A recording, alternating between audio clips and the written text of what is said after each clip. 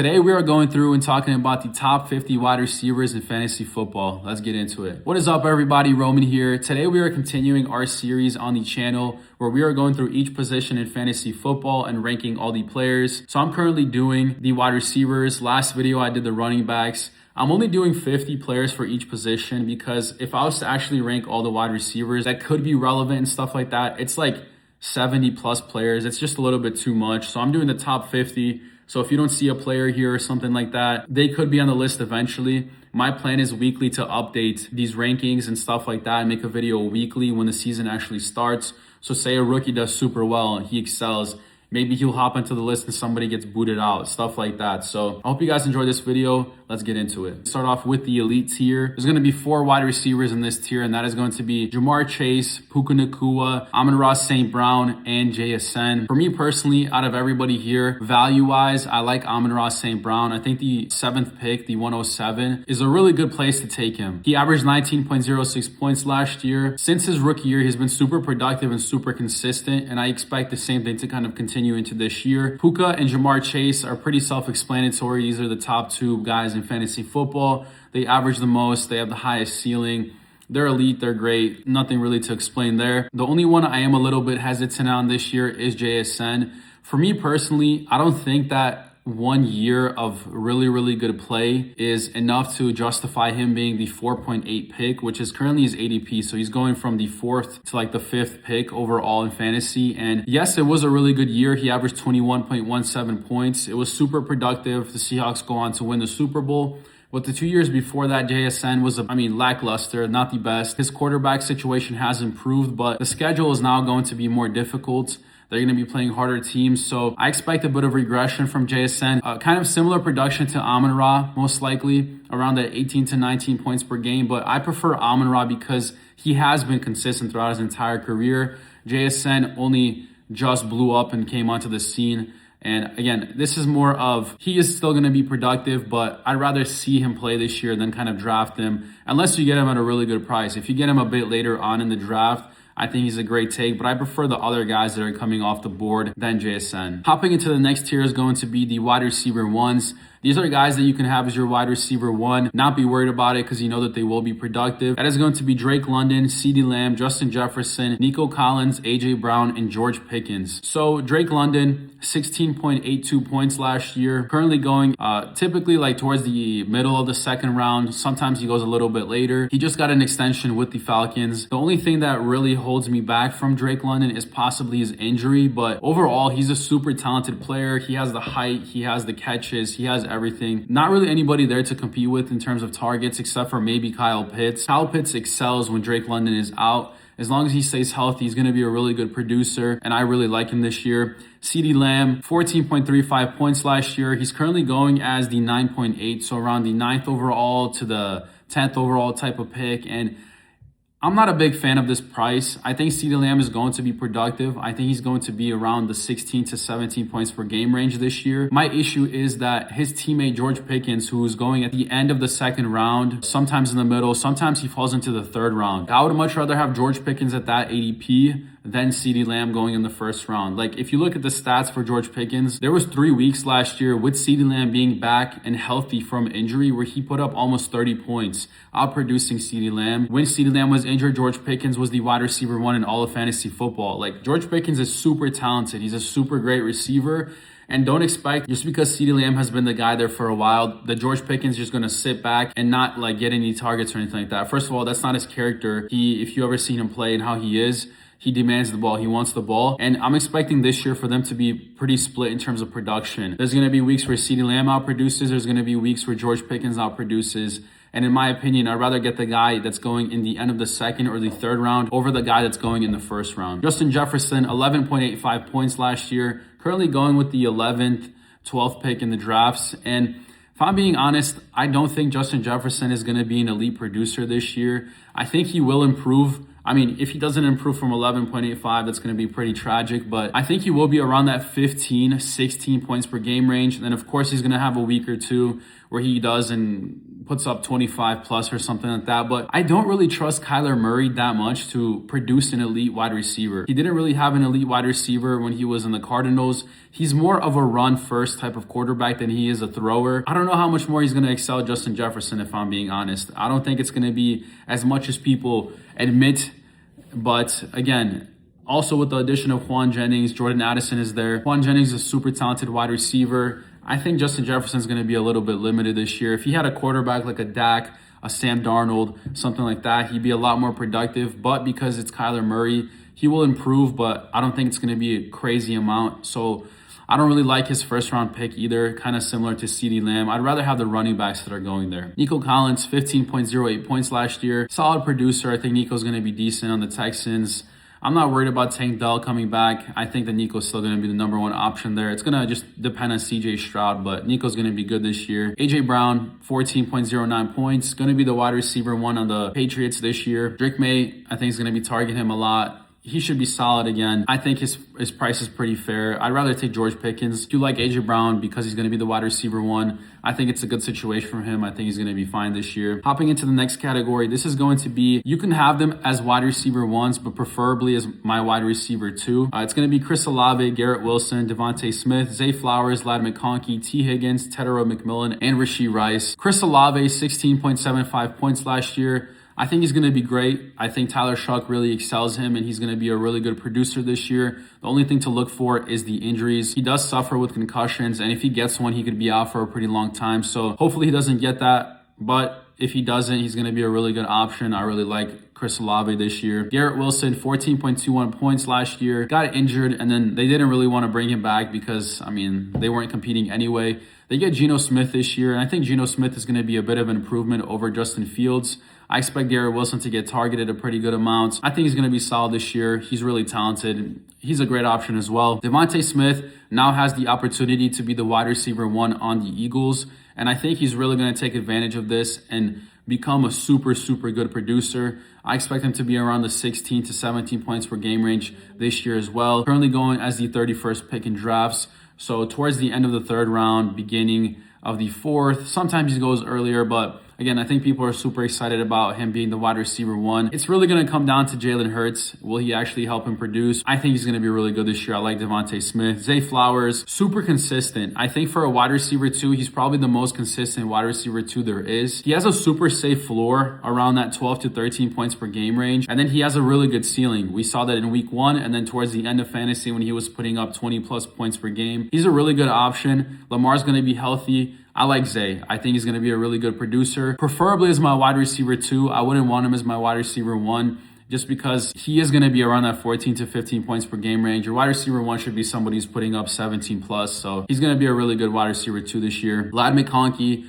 I think Mike McDaniel's really going to help them out. I think Ladd McConkey's going to get a ton of targets. He's going to become the official wide receiver one there. Keenan Allen is out of the picture. I'm expecting him and Quentin Johnston to really be involved this year, but mainly Ladd McConkey. I really like him. I think he's a great take. T. Higgins, really going to be dependent on Joe Burrow. If Joe Burrow gets injured, T. Higgins is really going to become fantasy irrelevant. So as long as Joe Burrow stays healthy, which he currently is, he should be healthy. T. Higgins is going to be a really good wide receiver too. But again, don't rely on him to be your wide receiver one because if Joe Burrow goes down, which in recent years he has been getting injured, T. Higgins really doesn't become fantasy productive at all. So he's a good wide receiver too, but nothing more. Tedero McMillan, 12.44 points last year, not 121. That was a typo on my end, but currently going as the 38th pick in the drafts. I don't really like Tedero McMillan. I think that he could be good this year, but it's more of a shaky offense than I'd like it to be. So it's going to be a make or breaker year for Tet this year. If he doesn't do well, I think he's really going to drop in ranks next year. Overall, he should be decent, but again, you don't want him as your wide receiver one. He's more of a wide receiver two.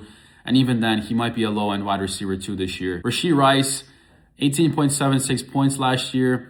My only hesitation with Rashee Rice is the injuries and the surgery. The jail stuff, we already know the NFL doesn't care about that. He might get banned for like a game or two or something. But overall, he's going to be playing. The only thing is the injuries.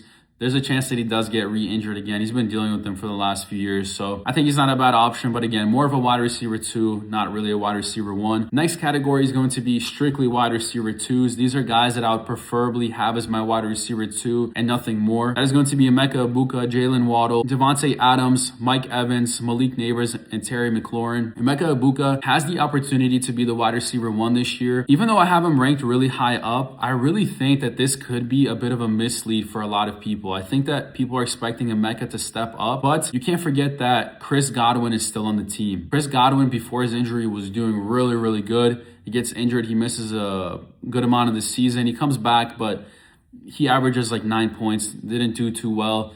Now that Mike Evans is out, it's going to be either Chris Godwin or Emeka, and I don't know. It could be pretty split, if I'm being honest. I expect Emeka to become the wide receiver 1 there, but it could be Chris Godwin as well. So leaning towards Emeka, that's why he's up here in the wide receiver 2. But again, take that into consideration that Chris Godwin could have a pretty big impact, and it's also going to rely on Baker Mayfield. Jalen Waddle, 12.13 points. New situation in Denver. I think he's going to be a really good option. He's going to be getting a ton of targets from Bo Nix. I think he's a really good player. Not much to say about him. He's a great option to where he's going. Devontae Adams, touchdown dependent for sure, but he is heavily utilized in those spots. You're also getting him super late in drafts anyway. He's going to be more of that flex type of play, but I think he's a solid wide receiver 2 as well. Mike Evans, I really like Mike Evans for his ADP. He's going as the 59th pick. Essentially towards the end of the 5th round, it's like middle towards the end of the 5th round. I think it's a really good take. I think he's going to have a really good season over there on the 49ers. Last year was just a bit of a fluke season compared to the rest of his career because of the injuries, but I think he's going to be really good in the 49ers. I really like Mike Evans this year. Malik Neighbors, is he going to play? When is he going to play? Really too many questions there. If he does come back, I think it's going to be a little bit later into the season. That's why I'm viewing him more as a wide receiver 2 here. I wouldn't want to draft him super early and then he doesn't play. So he's more of a wide receiver 2 type of play this year. Terry McLaurin, bit of a stinker season last year, but Jaden Daniels was suffering with injuries. The Commanders overall just were a bit interesting last year. Should be back and healthy this year, both him and Daniels. I expect him to take over as a wide receiver 1. I mean, he's going to be productive. I think he'll be around that 15 points per game range. He's not a bad take as well. He's a good wide receiver 2 to have on your team. The next category is going to be the wide receiver 2 in flex play. These are guys that you can have as your wide receiver 2, but probably more of a flex type of play here. DJ Moore, I think, is going to be a bit of a sneaky pick here. A lot of people don't really like DJ Moore because he was unproductive last year, but he's going in a really good offense with a really good quarterback in Josh Allen. And Josh Allen's last really good wide receiver was Stephon Diggs, who was super productive in fantasy. And since then, he hasn't really had like a elite wide receiver. Khalil Shakir, Keon Coleman. I mean, a bunch of guys have tried, but nobody's been super productive. I guess they do rely more on the run game over there with James Cook and Josh Allen, but I think the addition of DJ Moore is going to help them with the passing game, and I think he's going to be super involved. He can easily average around 13 to 15 points per game. And again, if you're getting him with the 55th pick, I think it's a really good take there. Rome Odunze and Luther Burden. The only reason I have them here is because people are saying Luther Burden is going to be the wide receiver 1. That's kind of what's expected there. Rome Odunze goes as the 59th pick currently with the ADP. Luther Burden is the 44th pick. So, I mean, super drastic difference in picks. It's almost 2 rounds of a difference, and Rome Odunze was more productive last year. Luther Burden is supposed to be more productive this year. Who is going to be the true wide receiver 1? It's really hard to tell. Again, more people are leaning towards Luther. They're expecting Luther to be the wide receiver there, but it could be Rome. And if I'm being honest, I would pass up on Luther Burden and take the shot on Rome a little bit later and kind of get different pieces around where Luther Burden is going, like a running back or something, or maybe a tight end or a quarterback, and then take the shot on Rome like a round or 2 later. Jameson Williams, 12.94 points last year, had a really good run towards the end of the season. Sam Laporta went down. He became more productive. It's really going to depend on when Sam Laporta comes back, because when both Laporta and Williams play, one of them is going to be productive, the other isn't. Amon-Ra has always been productive there, but it's really boom or bust between those two on who's more productive each week. He's not my favorite player to take, if I'm being honest, at his ADP. He goes with the 53rd pick. This is around players like Devontae, like Mike Evans, like DJ Moore. I'd rather have those guys over Jameson Williams. I just know that they're going to be more productive. Carnell Tate, 62nd overall pick. No PPR points, but we're expecting Carnell Tate to be the number 1 option over there. He's a good shot to take. It's always nice to take one rookie in the draft, just in case if they become super productive. Maybe he can be like a Ladd McConkey, Brian Thomas Jr. first year type of production. And if he does do that, I mean, that's a pretty good hit. You'll probably have him on your bench towards the beginning, but he can be a flex play easily or take over as your wide receiver 2 at some point. Brian Thomas Jr., out of everybody in Jacksonville, I still like Brian Thomas Jr. the most. I expect a bounce back from him this year. Last year, he was dealing with mental stuff, physical injuries. I think this year is going to be a little bit different. I expect him to be the wide receiver 1 there, not Jacoby Myers, not Parker Washington. I just think he's a good bounce back candidate. I think he's going to play solid. Not rookie year production for sure, just because it's more saturated in the receiving room, but definitely more productive than 9.91 points this year. I think he'll be around that 14 to 15. Alec Pierce, 12.22 points, gets a huge extension. Currently the wide receiver 1 on the Colts. I mean, I think he's going to be good. Daniel Jones is going to target him. He's going to be a really good producer. I like him. Not really much to say. I think he'll be solid this year. Marvin Harrison, praying for a third year bounce back season. I really hope Marv does good. I drafted a lot of him in best ball in some of my other leagues. His price with the 69th pick is not bad to take a shot on him in hopes that he does bounce back. At that point, you should have already established your 2 wide receivers or 2 running backs, and you're kind of taking players to have an upside on. Marv was super talented out of college, but I think with Jacoby Brissett, he will play a little bit better than he did with Kyler Murray. So I'm excited to see him play this year. I think he will bounce back. Jordan Tyson, wide receiver 2 on the Saints, but there really is a possibility for him to take over as the wide receiver 1 as the season goes on. It's more of a just watch it and see what happens, but I expect him to be super productive. As long as injuries don't do anything to him, he'll be a great player to kind of draft, especially with the 74th pick. I mean, and again, this is a point where you're drafting guys that are more upside shots. So if you don't want Carnell Tate earlier, you can take Jordan Tyson. I think he'll be pretty solid. Michael Pittman and DK Metcalf. It's going to be kind of interesting to see who becomes a true wide receiver 1 there. DK wasn't super productive there last year. Michael Pittman was doing pretty good until Daniel Jones got injured. And with Aaron Rodgers, I think Michael Pittman could be the better wide receiver there, which is why I have him ranked a little bit higher than DK. But again, it's like a 50-50. It's another Rome and Luther type of situation of who will be the true wide receiver 1. I'm not sure, but both are not too bad shots to take on. The only difference is about 20 spots. So Michael Pittman goes 20 spots later than DK Metcalf. Last player in this tier is going to be Christian Watson.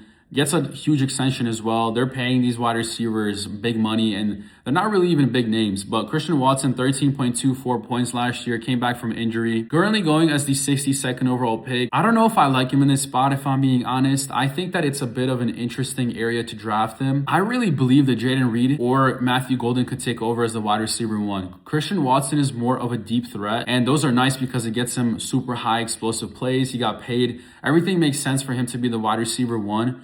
But I wouldn't count out Jaden Reed or Matthew Golden. I think that one of them could excel and take over. But Christian Watson currently is the favorite to be the wide receiver 1 there. But again, you don't want him as your wide receiver 1. He's more of a flex play in my opinion, rather than even a wide receiver 2. I'd rather have him in my flex. Going to the next category, and this is going to be the last one that we actually talk about. I have another category, but those are all just bench guys. We're not going to talk about them. These are going to be upside players. These are guys that you're going to keep on your bench. They have potential upside, but most likely not going to be playing. Mekhi Lemon, I have him here only because he's been dealing with injuries. Looking at the Eagles in the past few years, Devontae Smith was never crazy productive.